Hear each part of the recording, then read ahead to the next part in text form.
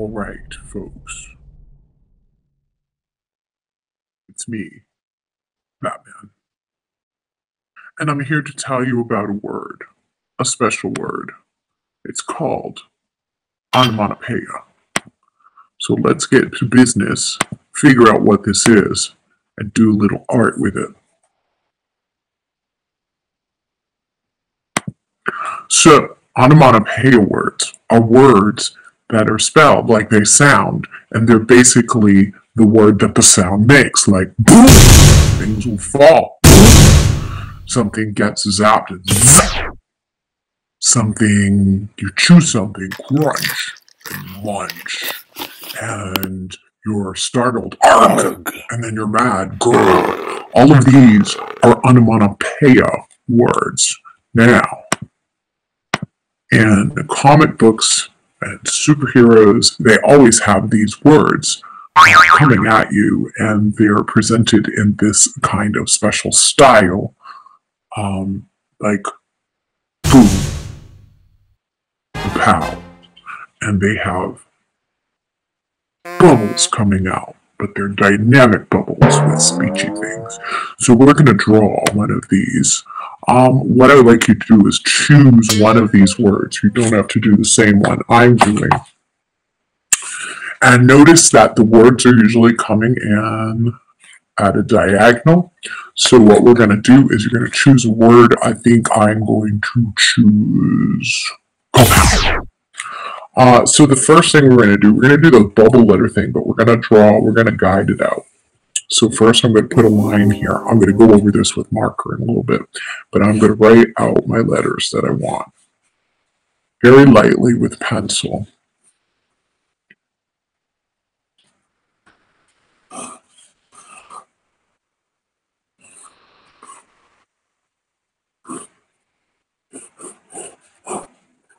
Okay. So now we want to do the trick to turn these into block letters. So I'm going to take my Sharpie. I'm going to start to trace around my words. I'm going to make these a little fatter than I normally would with regular block letters, so it looks more like cartoon letters. So basically, I'm just following on the outside of those letters. When I get to the bottom, I'm crossing over, I'm going up, over. If there's something in my way, I'm letting it be in the way. And if there's a closed off space, you just throw that in. So here is my P. I'm going to go on the outside, follow along. And then I need the inside part. Same thing with the O.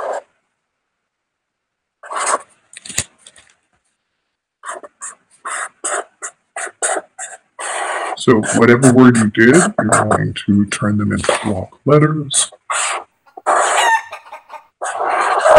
Like that. All right, the next thing you want to do is, once you get that done, you want to put a little shadow on your letters to make them look like they're boom coming out at you. So the rule of thumb is to put the shadow on the same side of every single letter and also on the bottom. So for my shadow, I'm going to add a little piece like this and color it in. I'm going to make that go this. I'm going to color it in. I'm going to put a little piece at the bottom. I'm going to color it in. I'm going to put a piece at the bottom and color it in. All of a sudden, it actually is going to KAPOW. So the tricky thing is to remember that you're always doing it on the same side. Oh, I forgot a piece right here. The right side. There we go. So this is the left, so this is the right side of that. This is the left, so this is the right side of that. Got to put it on the bottom. Got to put it on the bottom.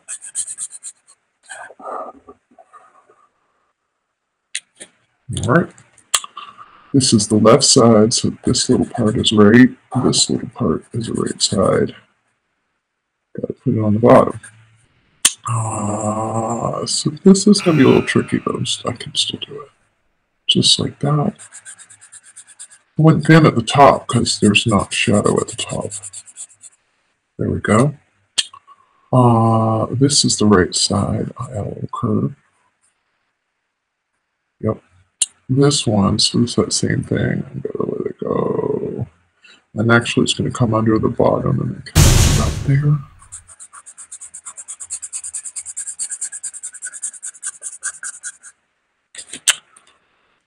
This is the left side, so this is the right side. It really does. Your brain can get confused with so many letters, so it helps to talk yourself through it. This is the left side, so this is the right side. Because it can get confusing. This is the left side, so this one is the right side.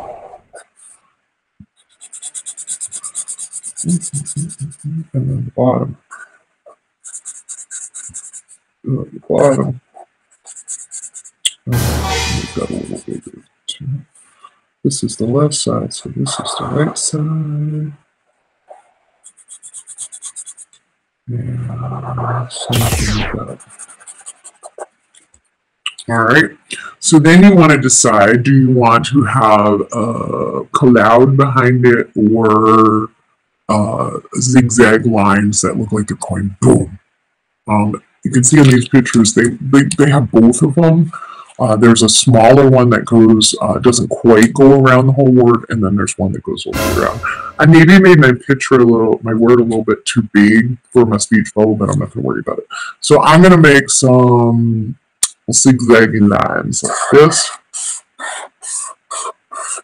And they're going to come a little bit behind. Maybe there's a little piece sticking out there.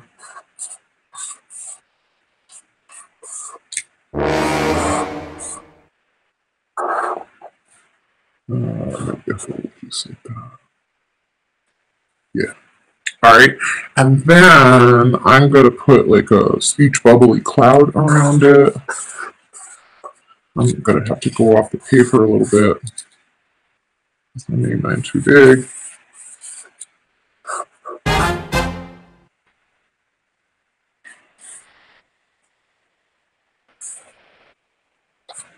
Alright, that works. And then the next thing is about color. And markers are going to work best for this. I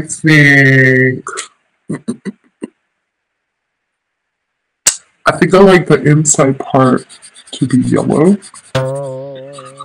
And thinking about contrasting colors, light colors against dark colors. So if I'm doing this middle section yellow, then I'm probably going to want to have a really contrasty color for my KAPOW. And I want to have a contrasty color for the background. So let's see, let's get that marked in real quick here. Take your time coloring. I'm just trying to do it a little quickly because I don't want to take up all your time with my coloring, but I do want you to see it progress and how cool it's going to look.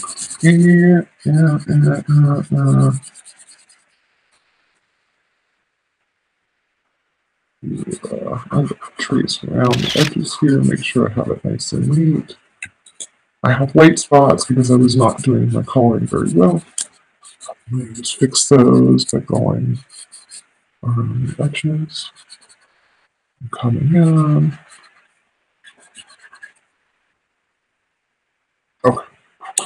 So then I think I want to make the words in the letter in the middle red, and then I think I'm going to put blue on the outside. So, oh, holy smokes, look how fast that's happening. I wouldn't have used orange because I don't think orange would have enough contrast with the yellow. Yeah, nope, it's looking pretty good. Boom, boom, boom, boom, boom. Onomatopoeia is how you say it. Words that are spelled to represent a sound we make. Kapow! Kapow! Pow! That's what we're doing right now. Kapow! Pow! Pow! Alright, let's do this the right way. I'm using the fat side of the marker and I'm tracing it and tracing around my edges. So make it even. Isn't that cool how awesome it looks? And so easy to do. Uh-oh, I'm gonna sneeze. Batman sneezing. That was a superhero sneeze. KAPOW! KAPOW! Alright. Let's get this part done. And then what's that blue going to be like? Let's just, I'm not going to color the whole thing in front of you because I don't want to take all your time, but I would definitely trace around where you want to color. I'm going to color in a section so you can see how that looks with the blue. You got blue on my hand, that's okay. Zoom. Alright. Let's see what that looks like colored in. When you trace around, it kind of gives you a nice edge, tells you where to stop, and you won't color over the next color by mistake. It kind of gives you a visual wall to work in. So tracing around what you color is a good idea. Alright, so you get the idea. I'm going to finish coloring this on my own time, and I will post it for you. One more thing you can do to make this a little more dynamic, I'll let you know, is you could go ahead and thicken up and put edges on your shapes in the back. Oh wow, look at that. Already made a big difference. Uh-oh, it was not neat here. It's okay. I'll fix it. And then also you could do that on the outside bubble that you make too. Things that make this really stand out. Because if you look at the graphic, you can see that they have, part of the thing about comics and stuff is that there's really strong black outlines on things. Okay, so I'm going to finish this on my own, and then I'm going to post a picture with you. So, Batman out. Make sure you post your pictures for Miss Nelson to see your beautiful, fabulous, stunning, profound artwork.